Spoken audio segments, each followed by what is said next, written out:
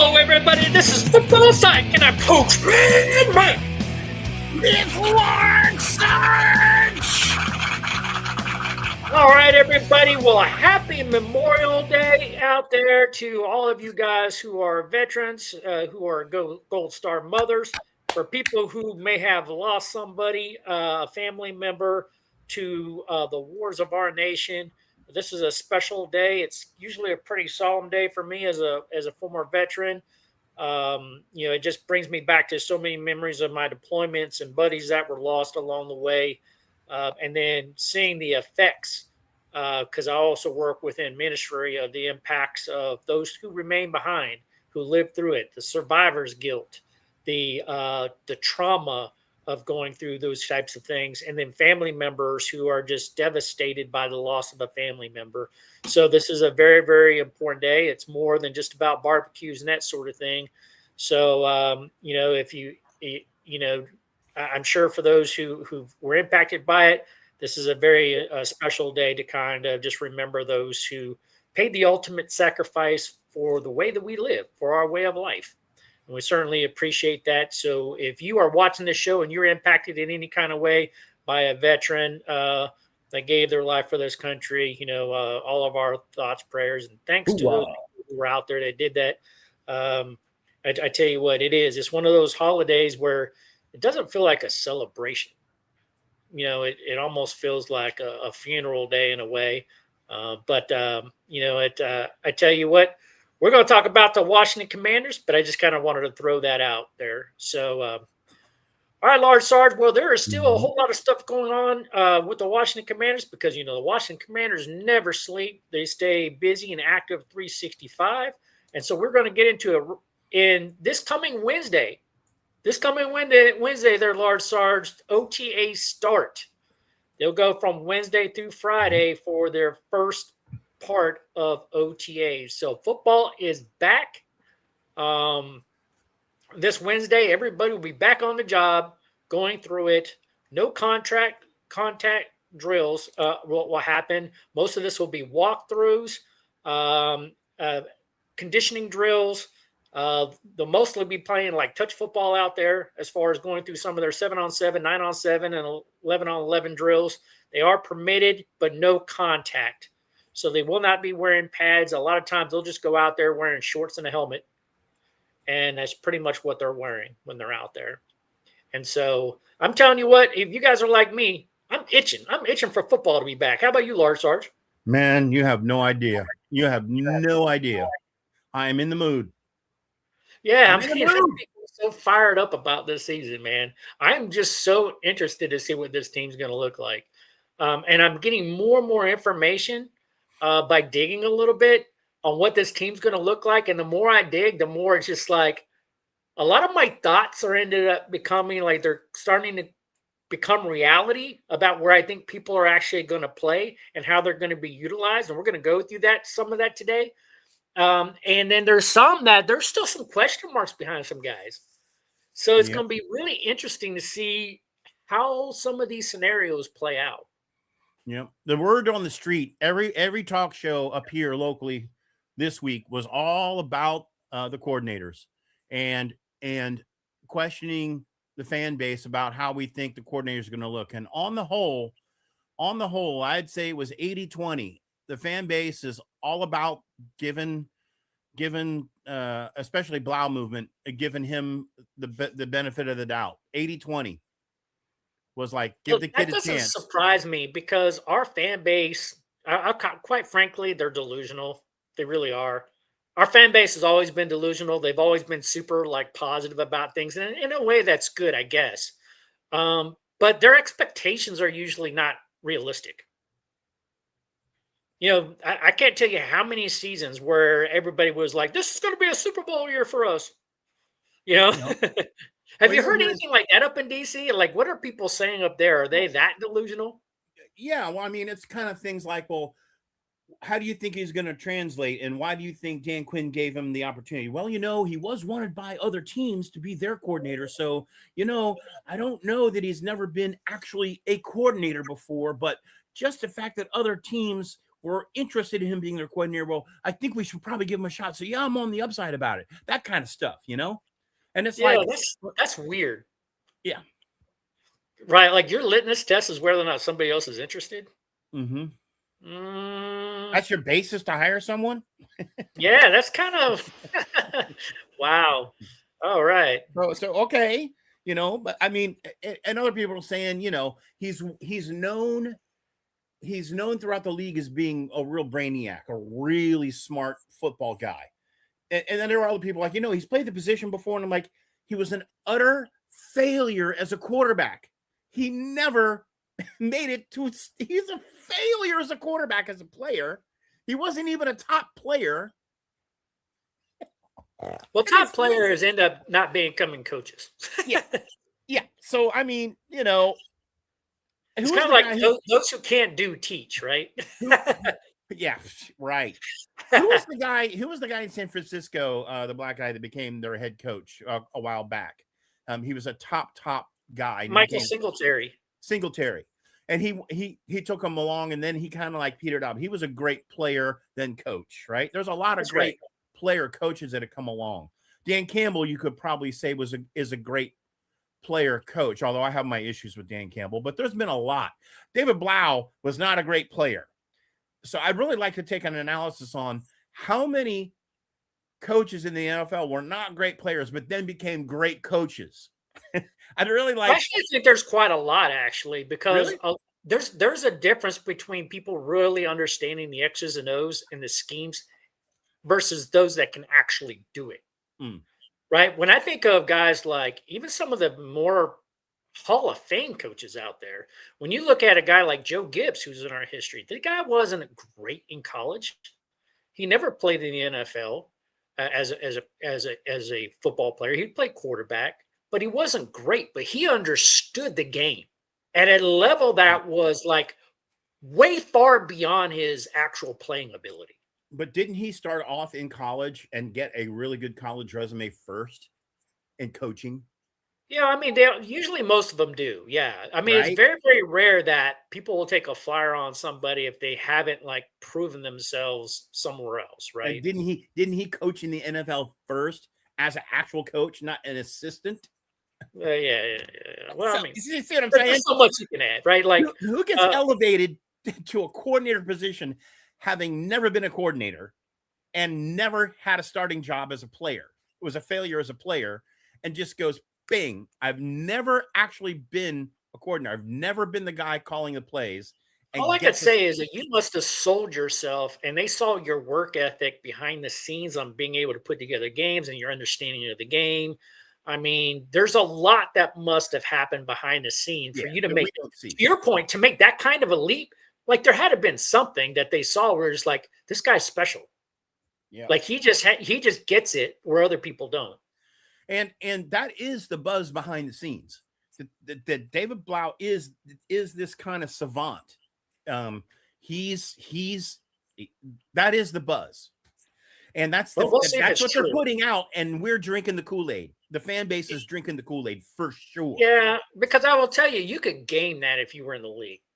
If I was Mhm. in the league and I had buddies around the league, I'd be like, "Hey, tell your team that you all are interested in me." You get a little bit of buzz about you, and then your own team resigns you. Like you don't have to really be interested in me, but just throw it out there, right? Yeah. Now our defensive coordinator on the other side of the house actually has been, you know, in the bird's nest, right? He He's has, been in the system. He's been in the bird's nest. There's a lot and he more was a faith. defensive coordinator at LSU, and he Right. proved himself. So, like I mean, he doesn't have an extensive like defensive coordinator resume, but he at least has one, Right. right? I would have liked to have seen him, put together like a chain of seasons where you see him developing a program. I don't Yeah. see that in Durante Jones, but at least he's done the job before Yeah, effectively. exactly. Yeah. And so, like, I'm not really impressed with either one of these two coordinators. I'm just not.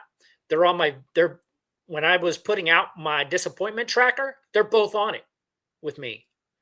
I mean, I'm not as goo goo gaga like everybody in DC is about our coordinators. They were not my choices. Mhm. And Yeah. now, and I don't mind going on record saying that. Blau is not my choice as OC. Oh, Dante hey. Dante Jones is not my choice as defensive coordinator. I wanted guys that had a lot more experience, that had the resume, that learned hard lessons, that were very well respected around the league, that can come in and take a team that regressed so badly last year from going from the season before of being a game away from the Super Bowl to then turning around the next year and going 5-12. Like we absolutely imploded on ourselves. Mm-hmm. So you need to have, to me, it seems like you have to have somebody come in and go, like, listen, guys, the talent's obviously here. You're just not being freaking coached and you're not being held accountable to be effective on the football field Right. because it's inexcusable to have that kind of a drop. Yep. Now, if you ask me where this team is, you're a 5-12 football team until you prove otherwise. Mm-hmm. Now, Right? Jeff, You need to show me that you can do better. Jeff, I don't disagree with you, but Schottenheimer went to Florida to learn how to coach, so he was brought up by another coach. Blaumuven has not been. He's just not. He's been on the tree on a very low branch. He wasn't as high up on the branch as Schottenheimer was. Again, while he did get some playing time, he very quickly left playing and moved into coaching. So it doesn't. It's not a straight up comparison.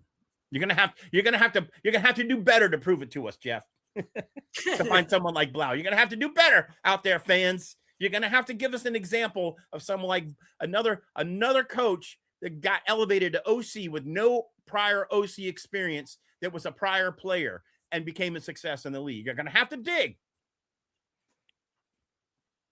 All right.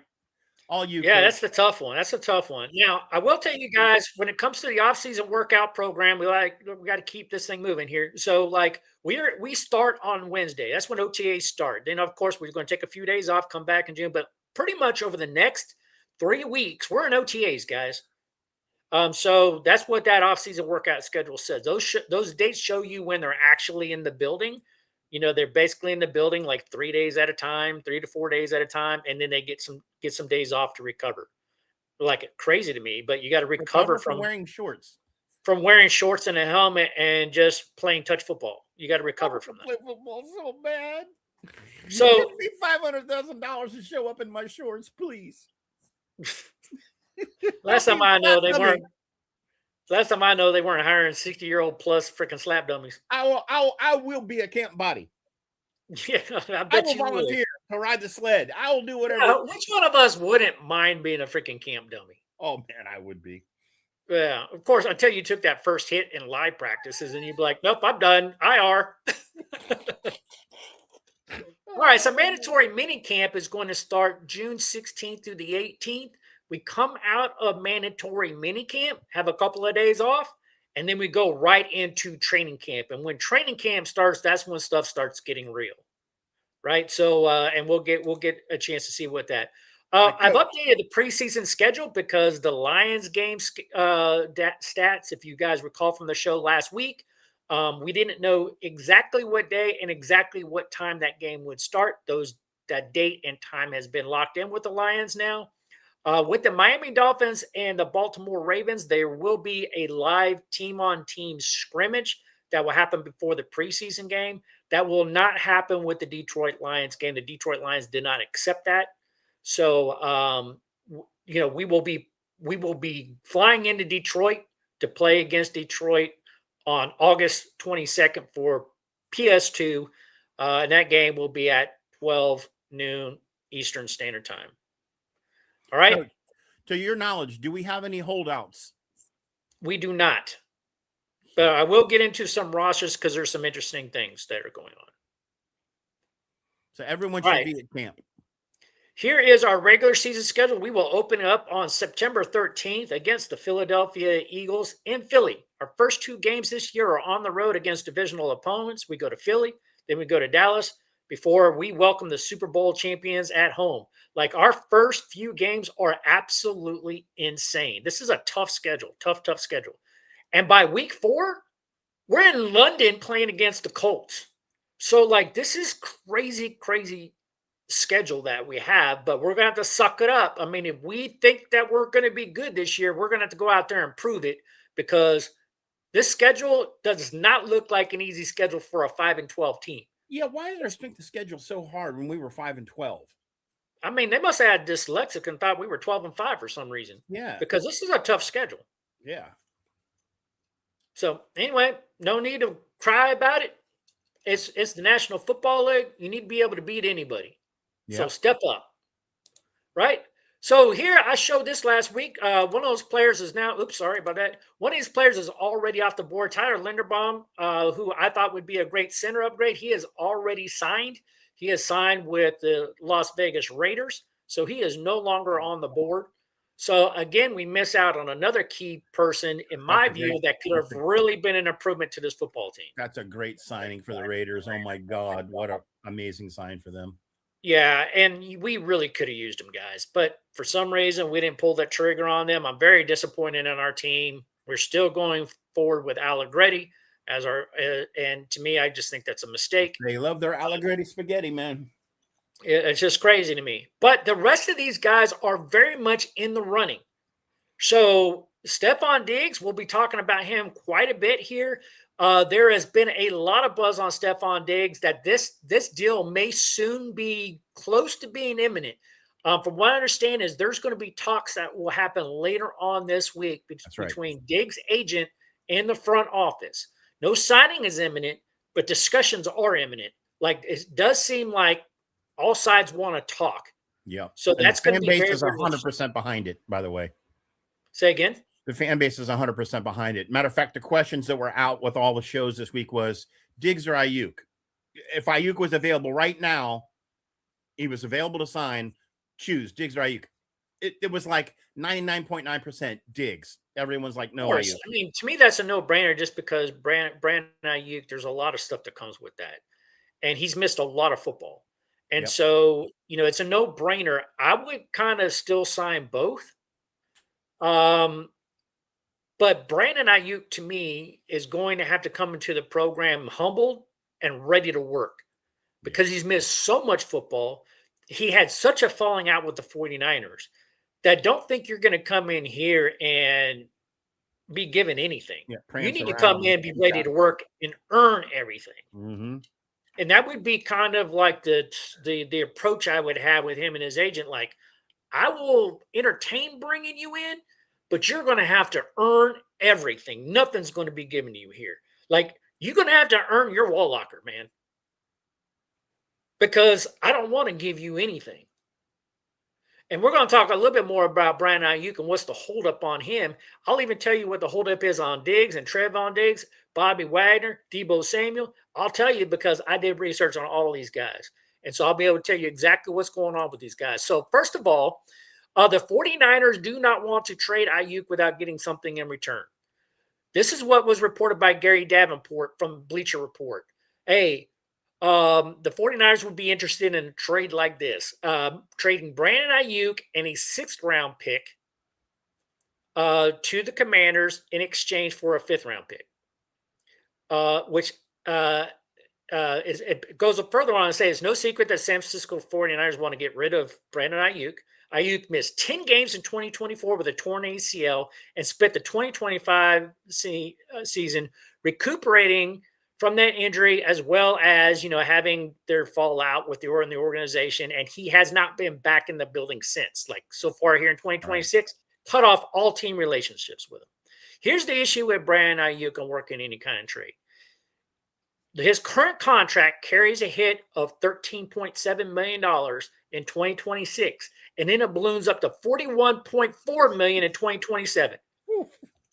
Now, Gary Davenport says in his final line of his report, this is not ideal. Are you kidding me, Gary? This is not, it's not fair to say, like, this is not ideal. This is actually stupid. Yeah. There is no way anybody would sign up for a deal like this knowing that he's going to come at $41.4 million in 2027. No. I'm not even interested in $13.7 million for 2026. This is a non-starter. I would not give it. So my recommendation for the Washington Commanders is no, unless he hits the street and you're picking him up off the sidewalk, you're not bringing him into the Washington Commanders. There's no trade.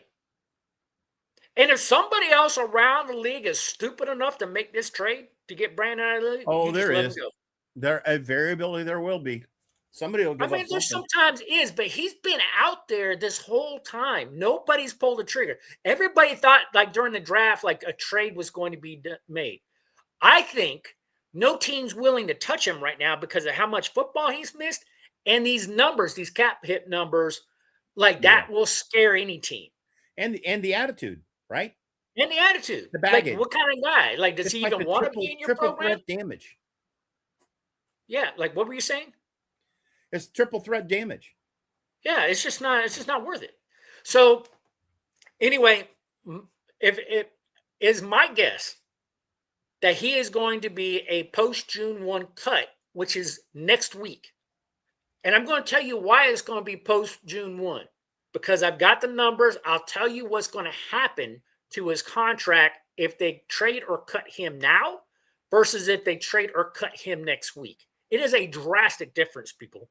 And we'll get into that. All right, so let's talk about some other players. Right now, within the Washington Commanders, our current salary cap is $43,733,540. That's how much cap space we have.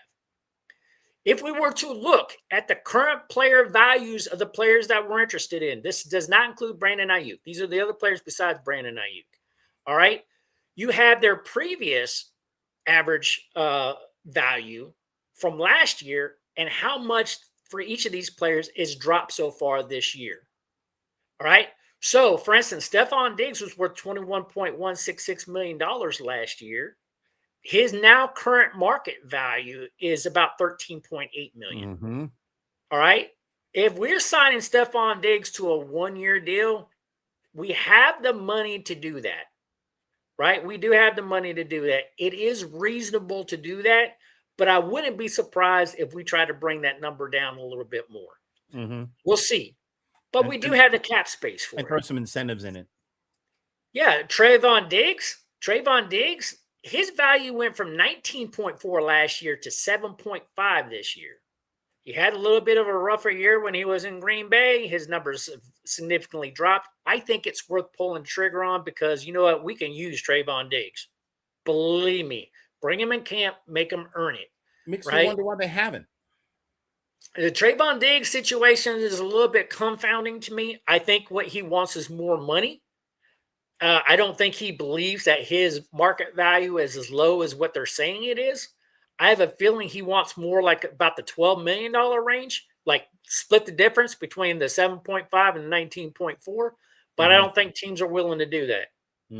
I think they're like, no, you're going to need to come down. Deebo Samuel, I think his market value is still overinflated. Yeah. His market value was 17.5 last year. They're saying it's 15.7 this year. Who would sign Deebo Samuel at 15.7 when you can get Stephon Diggs at 13.8? Mm-hmm. Like Deebo's market value is too high. Of course, a player and his agent go like, well, that's my market value. That's what I want. Right. But when you look and you have a guy like Stephon Diggs that's still out there, that's worth 13.8. Like he's going to come off the board before a team's going to sign Deebo Samuel. Yep. So Bobby Wagner was worth about 9 last year. I think we paid him 8.5. He's now worth about 7.6 on the market value projections. I think he probably wants that. The issue with Bobby Wagner is he wants to start. Yeah. That's going to be somewhat problematic for Washington because he's a guy that he's put up the numbers the past few years. You can't really knock Bobby on much of anything other than his coverage skills, but he wants to play every down. He's an every down player. He doesn't want to come off the field. So if you're going to sign Bobby Wagner, you're basically making a commitment to him that you're going to play him on every down because that's what he wants. Mm-hmm. Or you don't sign him. I think that's a non-starter for us, especially after we drafted Sonny Styles. Yeah. And bringing Chanel in, yeah. So our active roster right now is at 91 players. The offseason roster is 90. We have one more than that. we get a one-player exception because we have an IPP player. Okay. And so the IPP player does not count against your 90-man roster. So we have our full 90-man roster plus an IPP player. So we're gonna have All to right. cut someone to bring Diggs, any one of these guys in. We have to cut a body. That's right. We have to cut a body if we're going to sign anybody else because right now our roster is completely full. All right. So let's talk about something here because this is what the analytical behind the scenes kind of gurus are saying as the possible Z receiver for the Washington Commanders. Assuming that we don't bring in a guy like Stephon Diggs, assuming we don't get Brandon Ayuk, let's just say all these players that we're chasing, let's say none of them come to Washington. What is the current plan for Z? Every story out there is Treylon Burks would fill this role. And it's interesting the more I dig into it. When he was going before he got drafted in 2022, he had comparisons to A.J. Brown. They even said he's an A.J. Brown with more wiggle. Like, and that's a scary proposition. Like, they were so high on him that he was so talented that they were like, imagine an A.J. Brown that can juke the living crap out of you. That's what they were saying about Treylon Burks. And so the Titans selected him in the first round, 18th overall in the 2022 draft. But things started going downhill. He was one of those guys, and we kind of talked about this last week, Large Sarge, about Antonio Williams, about having all these injuries in college, right? Well, he came into the league with a bunch of injuries. This is another situation where he started having toe injuries, knee injuries, collarbone injuries. And he hasn't been able to put it all together to the point where the Tennessee Titans said, after he was placed on our, like, listen, we got to cut our losses on this guy. And they just outright cut him. And then Washington Commanders last year, we signed him and we threw him on our practice squad. And he played most of the year on our practice squad, and we started activating him near the end of the season. And he started making a few plays here and there, and he had a couple of really, really nice plays. But, like, he still has a ways to go. So when we signed him off the practice squad last year, it was to a one-year contract. We just gave him another one-year contract for the 2026 season for one year for $4 million. And I will tell you, if he can be healthy and he can put it all together and he can reclaim his A.J. Brown with a wiggle talent that he has, he could be scary. Yeah, he could be. He could be. I'm very high on Treylon Burks because I did go back and look at him. There was a reason why he was drafted in the first round. All the talent's there. His issue has always been injuries. Yep. You know, which is why that scares me about a guy like Antonio Williams. We drafted him in the third round. He's coming with injuries. I don't like that, right? But for Treylon Burks, if he can get there, and we're going to learn this early. I think we're going to hear about it in OTAs. Is he out there running the routes? Does he look sharp? Is he coming out of his clean breaks, right? Like, you're not taking hits, so you don't have to worry about that. But I want to know whether or not your speed's still there, your route running still there, your ability to have that hand-eye coordination and make the tough catches is there. I want to know, like in OTAs, is Jaden Daniels able to light you up? So he's going to start this Wednesday at Z in practice. And I know it's OTAs, guys, but they're going to line him up there. And so it's going to be Terry McLaurin, Treylon Burks on the other side, and you're going to have Antonio Williams playing the slot. That's a good move. And we're going to see if Treylon Burks and Antonio Williams can freaking stay healthy. You know, when they're out there playing touch football. All right, but we'll see. So that's the current plan, and I think Treylon Burks is an interesting dude to watch. Now, if we do bring in a guy, let's say we bring in Stephon Diggs, Treylon Burks can be a very, very serviceable backup to him. Absolutely. And can make this roster and be a guy, because you never know when injury is going to kick in, and you just continue to work with Treylon Burks because he's a project that if he proves out to get his old form back, where he was drafted first in the first round, 18th overall, that can be a deadly combination. And let's face it, Stephon Diggs is only coming on a one-year deal because he's already 33 years old. Right. So what a great opportunity to have Treylon Burks develop behind him. And then you can look at if Treylon Burks has a good year this year, you can look at signing him to a longer term deal. Now, All right, Jack, so let's talk about our roster. hold a second. Jack is saying sign Stephon to a 2-year, $22 million with incentives. Sign Trayvon to a 1-year prove it deal for $5 million with incentives, and then go out and get Brandon 1 year and $10 million.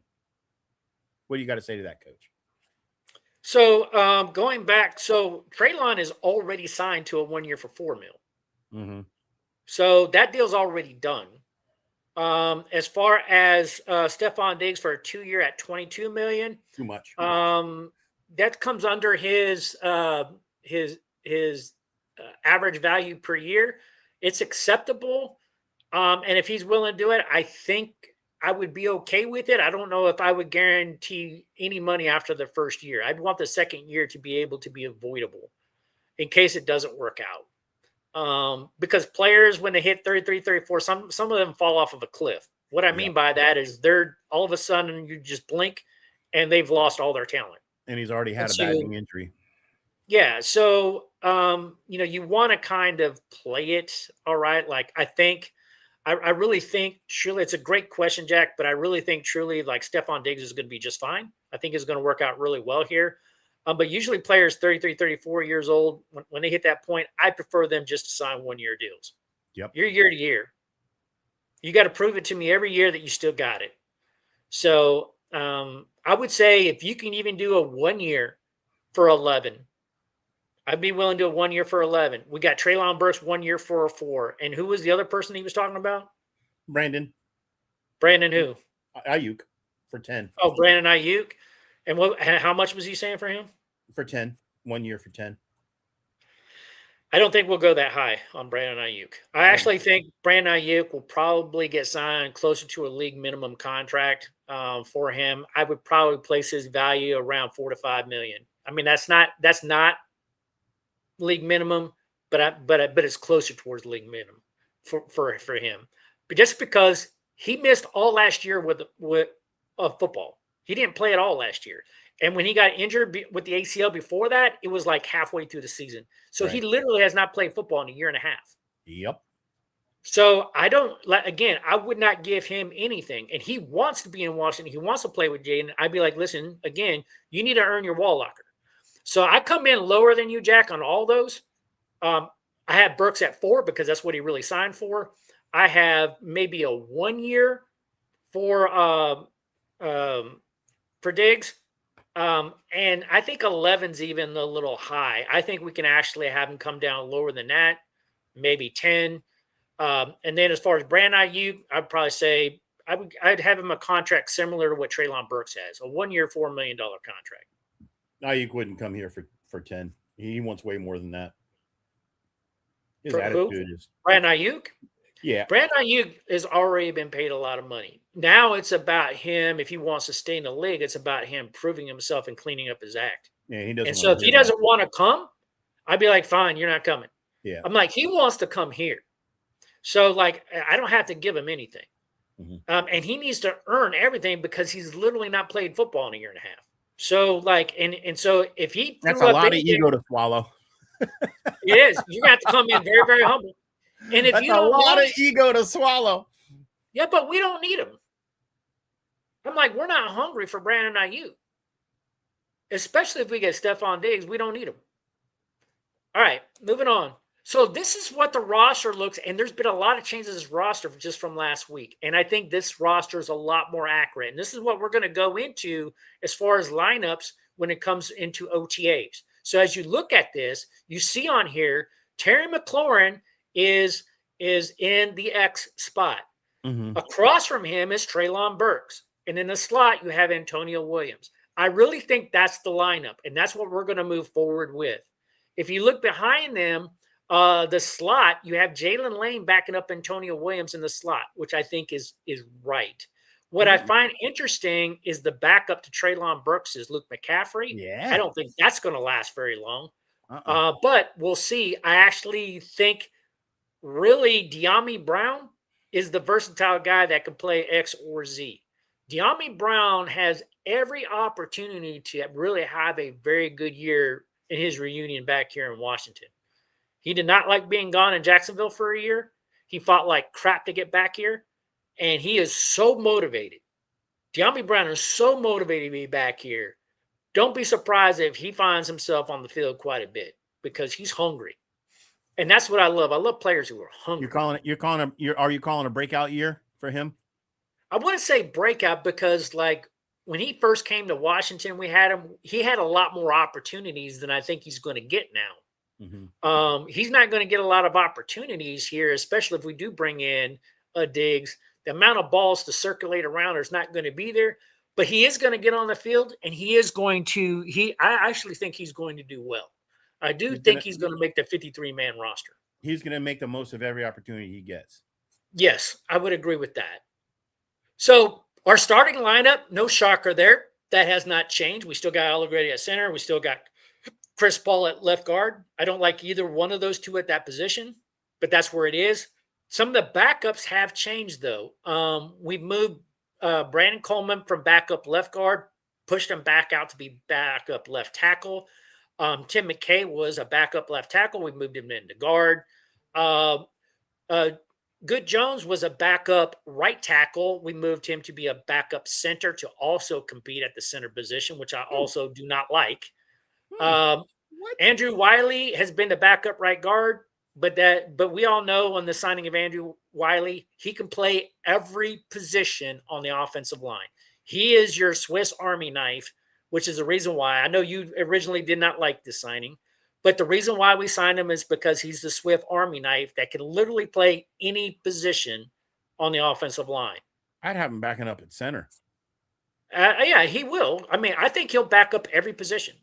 And so, but they're putting him on paper as the backup right guard to Sam Cosmi, mainly because Sam Cosmi still is not 100%. Oh, is that it? Okay. So don't be surprised, like when they show up for OTAs, that Andrew Wiley's not starting at right guard right now because Sam Cosmi's still recovering. All right. Obviously, Chig is playing at tight end. Jaden Daniels is a starter. Right now, for the starter on paper, Bill Ja'Cory Crosby Merritt is be the starter, being backed up by Rachaad White. Rachaad White, I think, will overtake him as soon as he learns the playbook. So Rachaad White is probably, he's probably just going to have to show he knows the playbook before he gets done. And, you know, quite frankly, I don't know what playbook Blau is actually running. So everybody probably has got to learn his playbook. Can't wait till Madden comes out. It's going to be crazy. All right. Katron Allen, the rookie, keep your eyes out for him. A lot of people are already saying, like, this guy is definitely going to be at least our number 3 running back. So very, very exciting. On defense, this has also changed up quite a bit, and I actually think it's more accurate with the exception of one position. All right, so I mentioned this last week when I showed the lineup that they had Tim Settle on the outside. I was like, no, Tim Settle is probably going to play nose tackle. Well, guess what? I was correct. They moved him to nose tackle. I also said that you're probably looking at Payne and Kinlaw as being your outside guys. That has proven to be true. That's where they're at. Johnny Newton's still very much in a primary backup role where he's going to rotate in. Expect to see him, especially on 4 lineman sets, like goal line sets. Johnny Newton will be on the field, right? So, and then from a linebacker's perspective, this is exactly how I kind of saw it being. I knew it was going to be all the way on the outside linebacker position in your hybrid 3-4, and you're going to have Chase on. So I kind of figured like that was going to happen. The only thing that I say is don't be surprised if Frankie Luvu also plays occasionally on the outside. I still think that they're going to use him that because he found success there. And then you see your Mike linebackers, no surprise here, but they've been reporting it wrong before this roster came out, which is Chanel and Styles in the middle. And that makes perfect sense. I don't think anybody's going to disagree with that, right? So your corners are Sinistrell and Amos, with Amik Robertson in the nickel. I also told you guys last week that the safety, Tyler Owens, would most likely be moving to nickel back. Remember when I told you all that last week? Yep. This roster actually reflects that. So I was correct about that too. They are moving Tyler Owens from safety to be that nickelback corner. I personally think Tyler Owens, and I'm calling it here, just like I called it last week. Don't be surprised, Tyler Owens, they don't move him to nickelback. So I was right. They did that. Now here's my next call to you. Don't be surprised that Tyler Owens beats out Amik Robertson for the nickelback job, because I just believe he Tyler should, Owens is better. Amik sucks. Yeah, and Tyler Owens, to me, he's been a hidden gem on this roster for the past couple of years. He's been developing, but one thing he has that's incredible to me is the dude has speed. The dude is so freaking fast. And so it's been about controlling his speed and how he makes his reads. And I think it's all coming together for him. And Well, if it does in the nickelback position, Tyler Owens is going to be dangerous, and Amik will be his backup. Amik is fast too. That's his claim to fame. He just can't tackle the broadside of a barn, and Owens can. The one position on here that I'm not happy about is the free safety position. Will Harris would be off my football team. Yeah. So Quan Martin, to me, they have him listed as his backup. Quan Martin, I'm not high on Quan Martin, but he's way better than Will Harris. I stick by my position. Will Harris needs to be off this team. Percy Butler needs to be off this team. To me, you have Quan Martin, who should be starting across from Nick Cross. You have Jeremy Reeves, and then you're really looking for another safety out there. We should And get you that just guy moved from Dallas. safety Tyler Owens to nickelback. I think we really need one. And so the Trayvon Diggs signing that we had talked about, Yeah. to me, is an important signing, because if you can bring Trayvon Diggs in here, as soon as that happens, I'll tell you the player you cut to make room for him on the roster. Will Harris. Yeah. Cut him. You know I don't like Will Harris, though. Don't like that dude at all. All right. Here we are on special teams, guys. We have a kicking competition between Jake Moody and Drew Stevens. I actually personally believe Drew Stevens will win this job out. When do you He's just think gonna that'll get settled? When do you think that'll settle out? The end of preseason. All the way to Final the end of touch. preseason. Yeah, they'll make them duke it out all OTAs, all training camp, all preseason. Wow. And I mean, unless Jake Moody starts screwing up, if he goes out there one preseason, I mean, he'll be on a short lease. If he starts screwing up, that change will happen immediately. If Jake Moody is like holding his own, this battle will come all the way down to final cuts. But believe me, guys, we will only keep one kicker. You don't think it gets settled before preseason? It's just hard to say. I would say the only way that happens is if Jake Moody screws up. I mean, if they're both battling, you just let them battle. I mean, you got room on your roster. Just let them both battle all the way to the end. We talked about this last week as well, Lard Sarge. And for you fans that are out there, I believe when it comes to guys like Luke McCaffrey and Jalen Lane, they're going to have to make this team by doing something else but being a depth receiver. Right. And the way that they do that is to play special teams. If you can win the special teams job, that's how you're going to make the roster.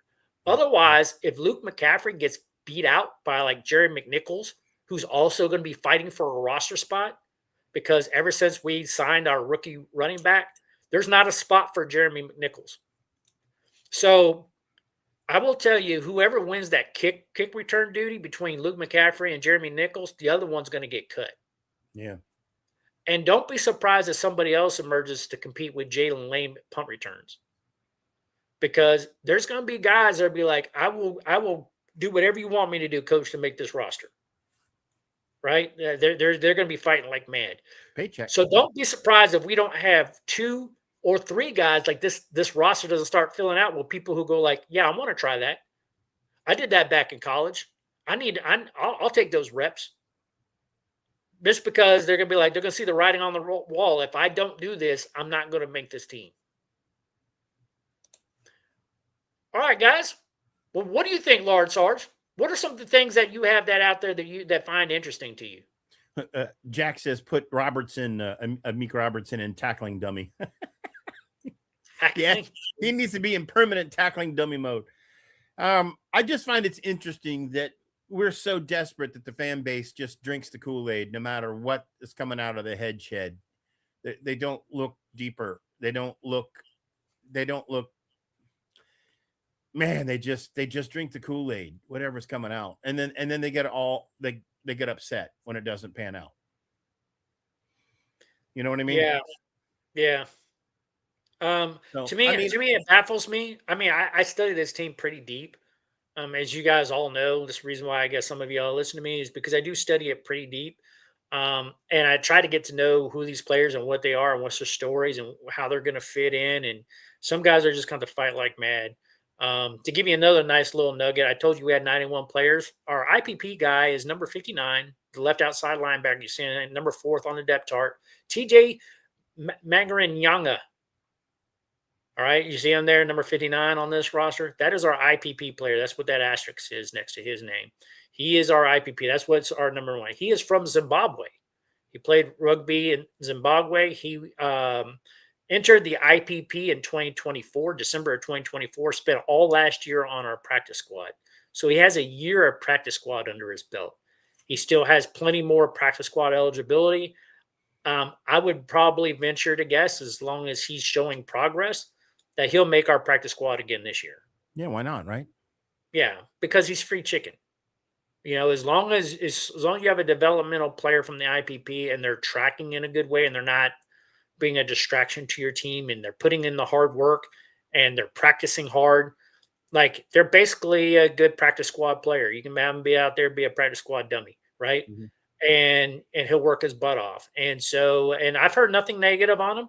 So so I see us carrying 91 all the way through, and I see him making our practice squad. So some of the stories on here that are going to be very, very interesting, since we do have some time here that I kind of want to show is I could probably go through here and probably come up with a 95% solution of what our 53-man roster is today. What I don't know is who we're going to still sign from here forward. Yeah. With our salary cap space, things start changing a little bit. Like if you bring in Stephon Diggs at wide receiver, right? What does it do to the wide receiver room when you bring him in? We are going to carry 5, maybe 6. If we carry a 6th receiver, it's going to be because they play special teams. Mm-hmm. Does that mean Jalen Lane or Luke McCaffrey make the roster in that situation? Because look at the numbers right now. We're probably going to carry 5 primary receivers, 3 starters and 2 primary backups.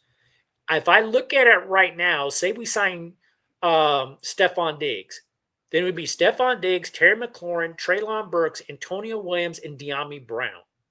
And we would carry a 6th receiver, and it would be between like Luke McCaffrey and Jalen Lane.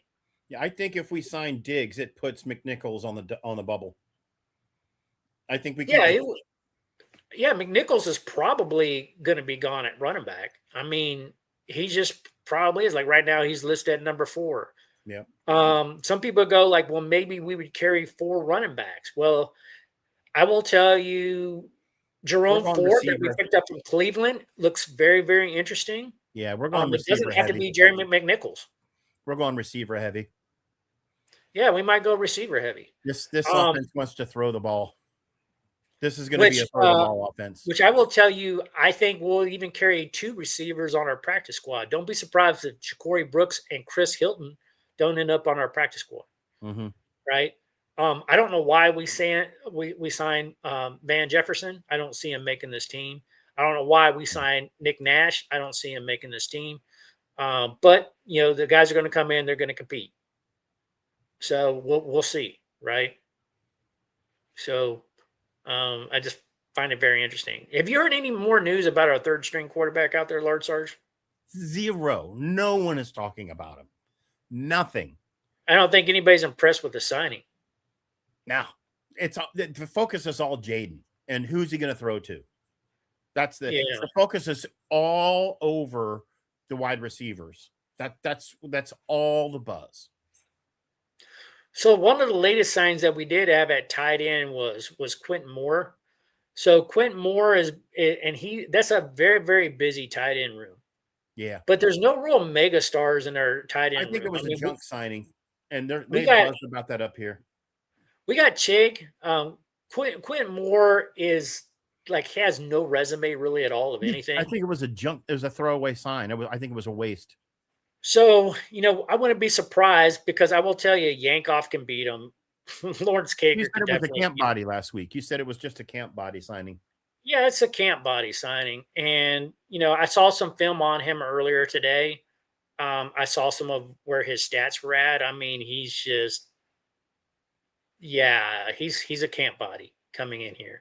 So, anyway, a lot of these guys on the back end, it wouldn't be very hard for me today to narrow this roster down to 53 because I don't see a lot of competition at a lot of positions. It's more depth chart competition on who's going to start versus who's Yeah, going to be a backup. 100%. It's a depth chart competition from hell.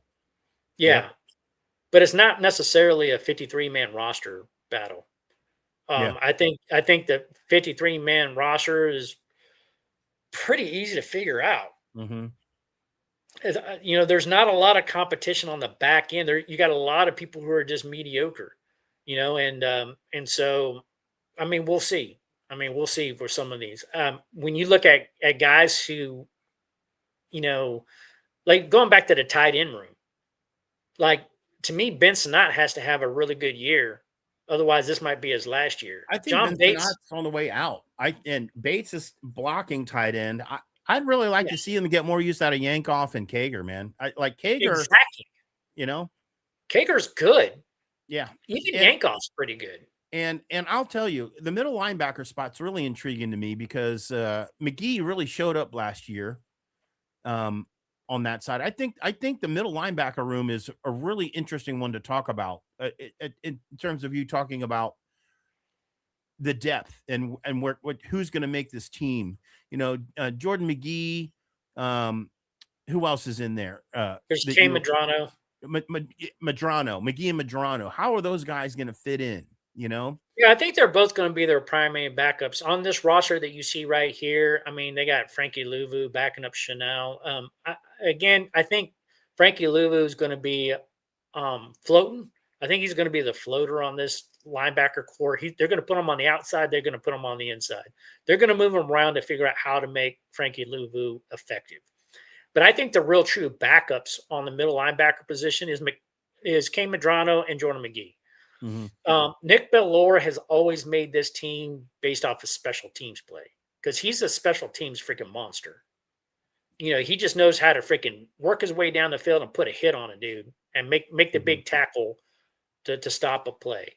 El Cajo, that dude is practice squad player at best, right? So like, I don't see there being a lot of competition here.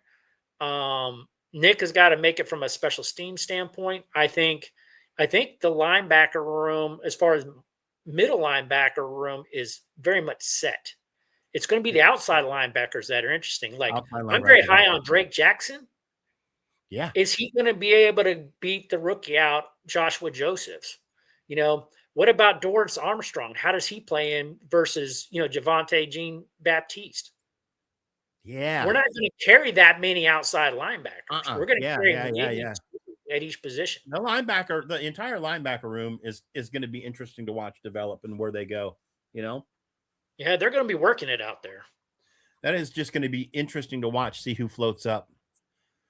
And to me, the interior defensive linemen, because we're only doing a three front, the guys behind Kinlaw, Settle, and Payne are going to be interesting. Like I know Johnny Newton will be there, but I will tell you, they're talking about who we brought in. I'm not so sure about Davison. Weiss Jr. has always been pretty tough. Shy Tuttle, they were just like, hey, he's going to be a great nose tackle. Well, I don't know why they already have him listed at third if they think he's going to be so great. Like, why isn't he Mhm. ahead of Davison? So there might be some interesting stuff there that be interesting to see how that builds out. I will tell you, like the Hamilton senior position behind Mike Sinistrel is going to Mhm. be interesting to watch as well because Mike Sinistrel at the latter part of last year struggled quite a bit. Yeah. He So did. Hamilton's brought in. I don't know if Hamilton can actually beat him or not. I was actually hoping that we would sign another very, very dynamic corner, and Amik Robinson wasn't it. Like No, that that was signing, a shocker to me, to be honest with you. It really was. It was yeah, disappointing. we need to bring another guy in. I'm still in the belief we need to bring another safety in. We need to bring another corner in. Um, And then obviously we need to bring another wide receiver in. And if I was to pick another position, which is probably number one on my list, we need to bring a freaking starting center in. God.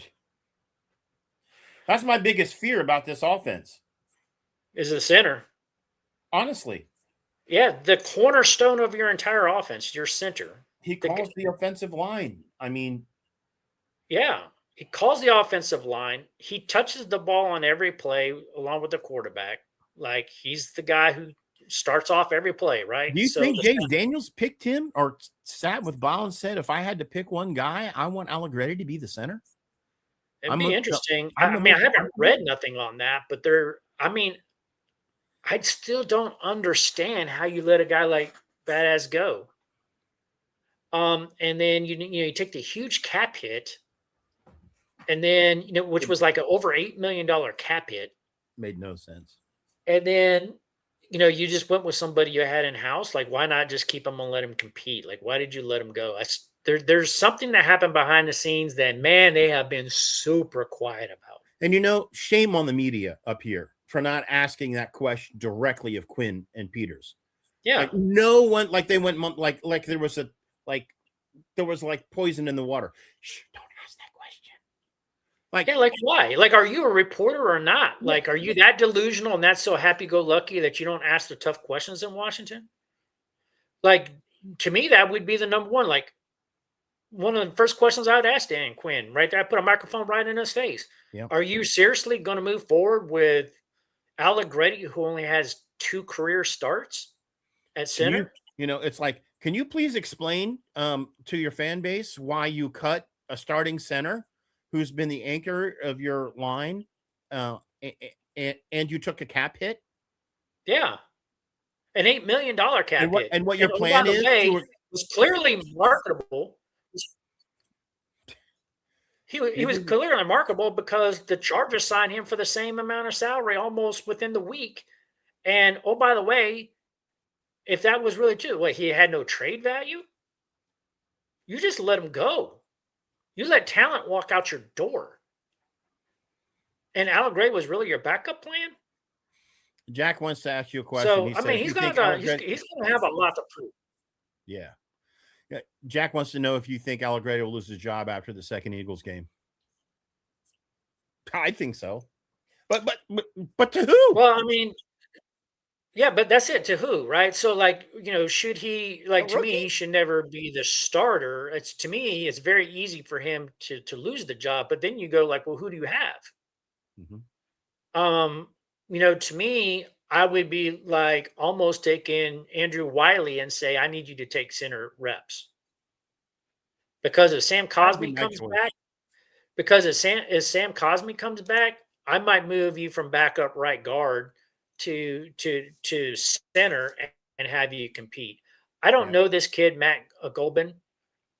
I was looking at a lot of centers during the draft. You and I were talking like Becht and Connor Liu, all these guys I was telling you, draft them. They passed on all of them and they ended up getting Matt Golban. I was like, who? Yeah. So I've studied Matt Golban, and the other guys that I was picking for, they were way, way better statistically. Matt Golban, I'm okay with the signing, but he's probably a practice squad player at best, but he might make our 53-man roster because we just don't have anybody else. But that's not a way to put together an offensive line. It just otherwise our offensive line looks good.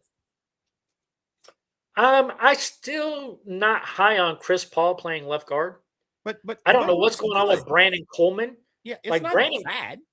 But Brandon Coleman should have won that job. He's average, right? So when I look at Chris Paul, I give him a C grade, right? You're an average professional offensive lineman. There's nothing great about what you do. You're going to get beat sometimes, or sometimes you're going to hold up, right? You're average. Brandon Coleman's been a disappointment. He's going into his 3rd year in the league since we drafted him in the 3rd round.